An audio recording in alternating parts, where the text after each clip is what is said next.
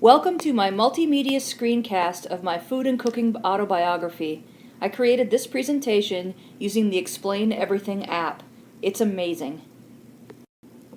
One of the most important things that you're going to have to understand about my life is that I'm adopted. So it's been a struggle my entire life to understand who my family of origin may be. I've adopted their traditions and I was raised and was a very happy kid, but I don't know. My grandfather swears I'm Scandinavian, which is great, and I had a very interesting upbringing with a lot of Scandinavian traditions. But for instance, this is the very first family photo of when they adopted me. I was adopted at 1 month old. My dad, right here, we don't really have much to do with his family so much. He really was kind of adopted into my mother's family. He wasn't very close to his parents at all. So the traditions really were all about my mom and her family. Her two sides of the family, first of all, here we have great-grandparents from Czechoslovakia, and over here we have great-grandparents from Norway. These are my grandparents, who also really adopted more of the Norwegian side of things than the Czechoslovakian side of things. We really celebrate their heritage. Here are their original papers when they came over from Norway. This is Ole Gunnes. They came from Norway and then moved and created a family homestead in North Dakota. So this is the original family homestead in Abercrombie, North Dakota. And obviously they were farmers. You can see this really interesting landscape with a beautiful farm. They had a very large family and a lot of just Scandinavian cooking. Both of my parents worked full-time when we were young, so my brothers and I were actually what they call the old 70s term of latchkey kids. So that just meant that we got off the school bus, we came home, and we were often home for 2 to 3 hours by ourselves. Pretty much I was in charge of getting things ready to eat and preparing the family meal. We did sit down together every night at 5 o'clock between after-school activities and our evening activities. So here's a cool picture of my groovy brothers and I in the 70s. But again, dinner really, for us, it was a matter of me preheating the oven to 425. We absolutely had a lot of banquet frozen chicken, banquet pot pies. In the summers, we were pretty much left to fend to ourselves. I can't even tell you how many tubes of Pillsbury cookie dough were eaten by my brothers and I. They actually didn't get baked, we just ate them raw. Meat was a huge staple, this big picture of meat here. Not fancy meats either. We weren't really a steak family. This was a matter of a lot of cold cuts, a lot of cube steak. We had to have meat at every meal. That was important to my parents. And lastly, I find it really interesting that my definition of what a vegetable is meant which can you opened. We did not have fresh vegetables growing up. I have no idea really why, other than it was just a matter of convenience. So go pick out a vegetable meant go down into the pantry and decide if you were going to have cream corn, green beans, peas, or wax beans were a big thing as well. So this is my definition of vegetables growing up. As much as we didn't cook actual meals from scratch, I come from a large family of bakers. Baking was how you expressed love. It was a huge piece of every holiday. Baking began pretty much the day after Thanksgiving at Christmas time and went right up until the 11th hour. So this is this was taken this past winter, this picture here. This is an example of all kinds of the amazing baked goods and cookies that these are a lot of family recipes. I wish there were a picture, yeah, right here. This guy right here, that is a Swedish sandwich cookie. It's a delicate little pastry with frosting in the middle. I could eat 20 of those in a sitting, and actually I probably have. Here's another picture. This was a few years back. My parents with their cookie assembly line. Again, the wonderful Swedish sandwich cookies, even though we were Norwegian. That's just what it is. Gingerbread cookies, that sort of thing. This is out of the Gunnes cookbook, which is a family cookbook we have. The Norwegian table prayer being here, I wanted to add that as well.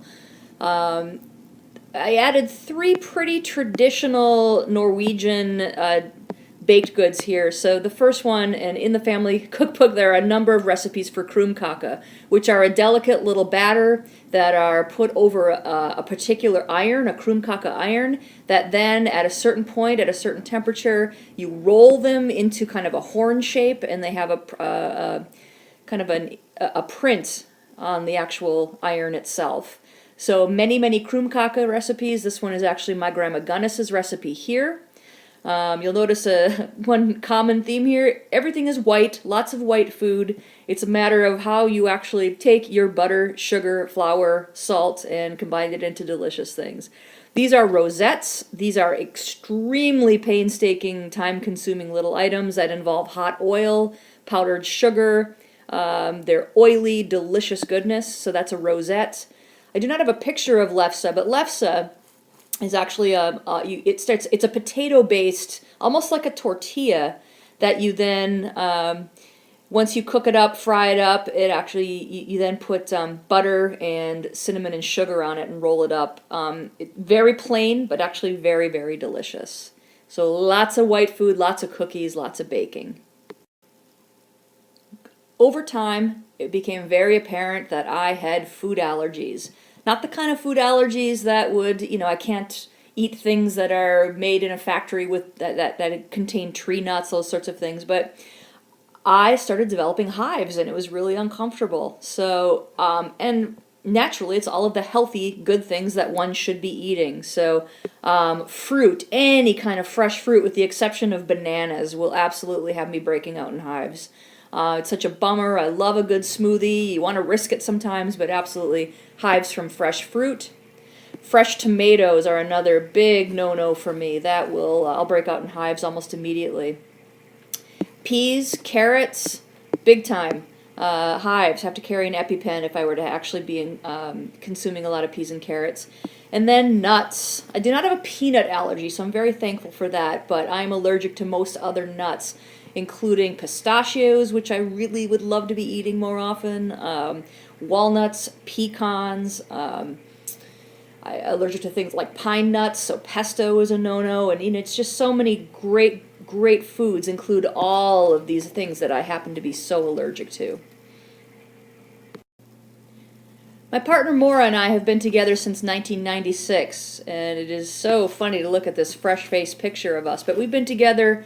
We're going on 19, 20 years now.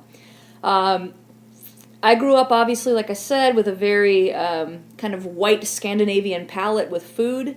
Maura's Jewish. Maura grew up, she has a very healthy relationship with food, lots of fruits and vegetables, and meeting her, I was exposed to a lot of really interesting Jewish traditions and Jewish traditions around food. Passover being a big one. This is actually one of the Seder plates from her family. I learned all about how to eat kosher. Maura grew up kosher. Her family still stays kosher, has a kosher kitchen. So Passover is probably the most interesting tradition, but so that would include, like, here are the pieces of the Seder plates. This is the Haggadah that we use at Passover, their family Haggadah. And then this is actually our house. This is our menorah. This is what a typical Christmas Hanukkah hybrid will look at our house. So a tiny Christmas tree, tiny menorah. So it really has been an interesting experience melding our traditions and our traditions with food. So Maura and I love to cook, and we try to cook, I'd say, 4, 5, 6 times a week we're actually cooking. It's relaxing for us. It's actually how we are slowing down and spending time together. We love following recipes. We bake, but we also, we cook a lot of interesting, good foods that I can eat that I'm not allergic to. And Mark Bittman's How to Cook Everything is pretty much the Bible in our house in terms of cooking. So here's me with we just actually redid our kitchen. I'm in love with this stove. I'm hugging the stove. I literally hug this stove. It is a fantastic stove, and we're so excited about it. So some of our favorite recipes from Mark Bittman. This is his chicken wings, 6 different ways. But what I find is he's put out here kind of the master sauces of creating any kind of chicken, whether that be going with an Asian or an Indian kind of flair with chicken. So we use Mark Bittman's sauces and kind of incorporate them in a lot of different foods. Over here, rice is a big component of most of our meals. Not so much the potatoes that I grew up with. I'd rather cook with rice, whether that be jasmine rice, brown rice, basmati rice. We really enjoy incorporating rice with most of our meals. We both love falafel. We don't make it from scratch as much as we'd like, but we have. Certainly, even falafel out of a box is delicious. Fish is a huge staple in our diet. We both love, love, love fish. Salmon, obviously, is a big piece of what we eat. But we both, if we can find shrimp, swordfish, we have a fresh fish lady who brings up fish from New Bedford up to Taunton and Bridgewater many times a week. So we shop from her a lot. But this is Mark Bittman has a million different ways that you can cook fish in interesting ways. I mentioned on our first day of class that fried walleye is one of my absolute favorite things. I found this picture of my dad here actually pan frying that walleye that he fresh caught out at the lake that's right outside that door right there. So walleye is one of my favorite things on this planet. I've always loved fish. Finally, some of the things I wish that I could change and would love to change about my life is I have a lot of, I just call them vices. I have a lot of very unhealthy eating habits. Partially, of course, because I'm allergic to so many healthy things. I do my best, but that isn't an excuse for the fact that, for instance, I worship at the altar of Little Debbie, and her snack cakes have been with me since I was 4 years old, and I still will eat those cheap, plasticky, frosting Little Debbie cakes. I love them. I'm not proud, but it is a fact. I have an enormous sweet tooth. Obviously, growing up with such a baking family, we weren't so concentrated on our meals so much as what really good baked goods were. And obviously, these aren't baked goods, but give me a Cadbury egg, give me candy corn. I'm not even a chocolate eater so much. Give me just those pure sugar bombs, and I love it. This is a picture taken up when I visited my parents who still live outside of Fargo, North Dakota. It cracked me up. This was, all three of us went out to dinner. Here's my dish. This is, I guess, fried seafood 3 ways, including the walleye, which I love. We have these golden brown meals, all of us. I don't see a green thing on there, so we all still eat this way.